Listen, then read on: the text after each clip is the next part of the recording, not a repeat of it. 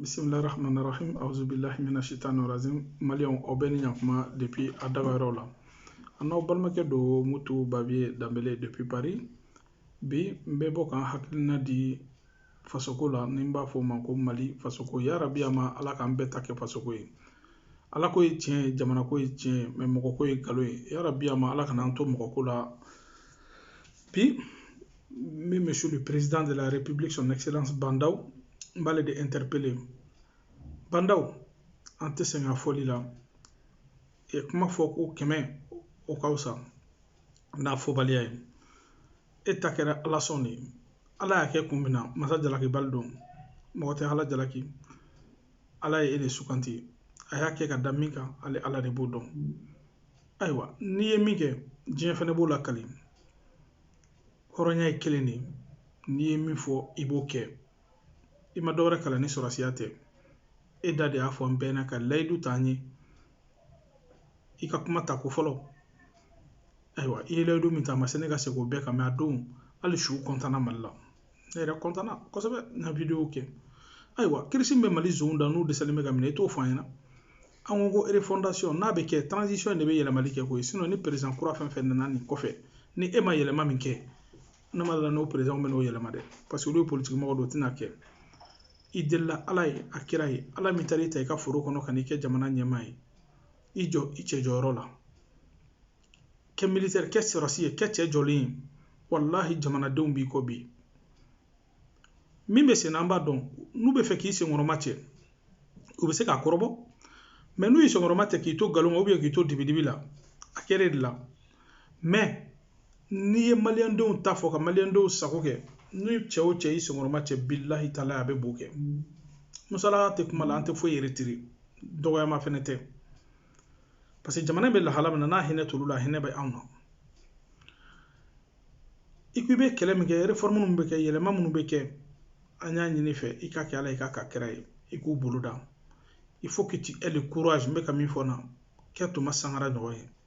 a b'i den filan bɔ awɔ mais kɛ Sankara ɲɔgɔn ye an b'o de ɲini fɛ o tɛmɛnen kɔfɛ pour que entre parenthèses an ye an ka artiste dɔ ye Gabriel Maguma hɔrɔnya la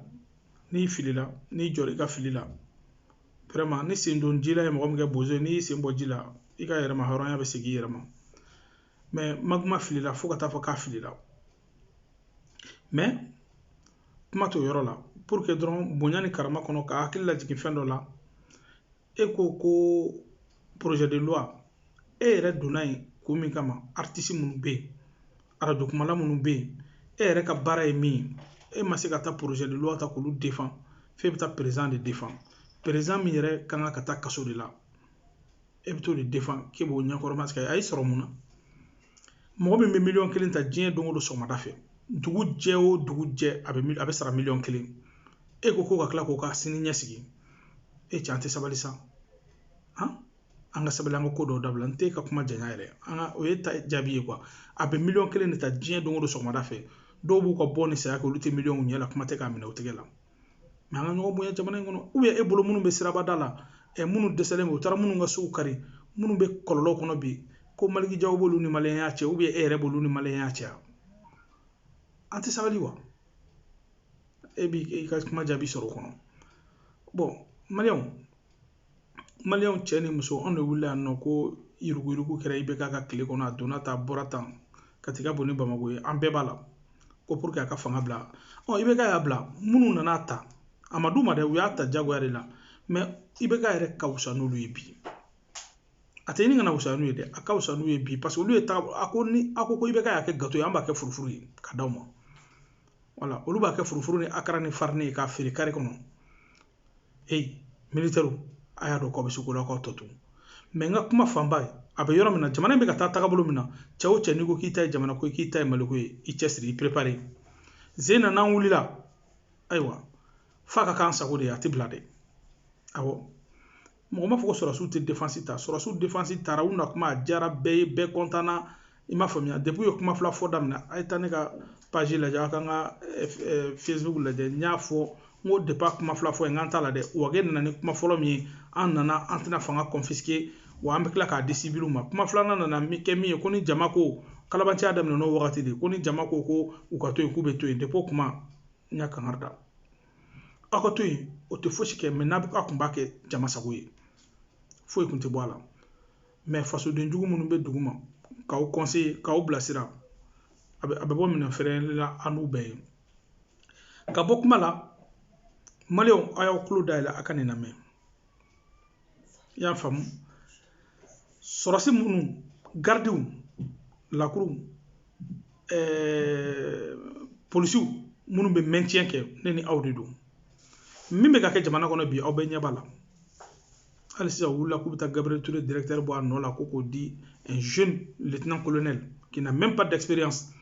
un état en crise sanitaire jamana bɛ santé ko problème b'an na an b'o gɛlɛya kɔnɔ a bɛ taa mɔgɔ ta ka bɔ yen min ye bana ni kɛnɛya kalan fo k'a dɔnna kari a b'o ta ka bɔ yen a bɛ na ni mɔgɔ ye expérience tɛ mɔgɔ min na k'o fana ye sɔrɔsi ye et la militarisation de nos institutions là il faut que ça s'arrête mais n bɛ min fɔ maintien d'ordre mɔgɔw ɲɛna aw balima de ye anw ye aw fa de ye anw ye aw kɔrɔ de ye anw ye aw dɔgɔw de ye anw ye aw kana aw bila aw yɛrɛ la aw ye fagali min kɛ Badalabugu kɛbaaw nɔfɛ o la fɔlɔ ko k'o ko sɛgɛsɛgɛ u bɛna wulikajɔ min bɛna ale sen u bɛna fagali wɛrɛ de boloda aw kana don a janfa la mɔgɔw fɛ dɛ a kana don a janfa la u fɛ dɛ mais min fɔ population fɛnɛ ye mɔgɔ mɔgɔ bɛ yen k'e de ta i ka du ye k'i sago b'i ka du la polisi b'i ka so o sɔrɔsi b'i ka so o garde b'i ka so o n'u ye mugu ci mɔgɔ la sen na ko mɔgɔw wulila a y'u bɛɛ gɛn ka bɔ luwanse la aw ka so o y'a jalen ye dɛ a y'u gɛn ka bɔ luwanse la aw ka so a y'a fɔ k'aw jɛra u ka wari kɔ k'u ka taa kan kɔnɔ u bɛ mɔgɔ minnu ka baara la u tɛ fasoko la bilen dɛ u bɛ mɔgɔ minnu ka baara la u ka taa olu k'u loger il est temps maintenant an ko tiɲɛ fɔ ɲɔgɔn ɲɛna donc pour que vidéo kana janya n b'aw bila nin yɔrɔ in na bɛɛ k'i hakili jagabɔ donc a k'an bɛn kelen ma yarabi a ma n'an bɛ wuli sen ala ka kɛ maliko ye ala ka kɛ fasoko ye ala k'a ni sahaba bɛn wa salam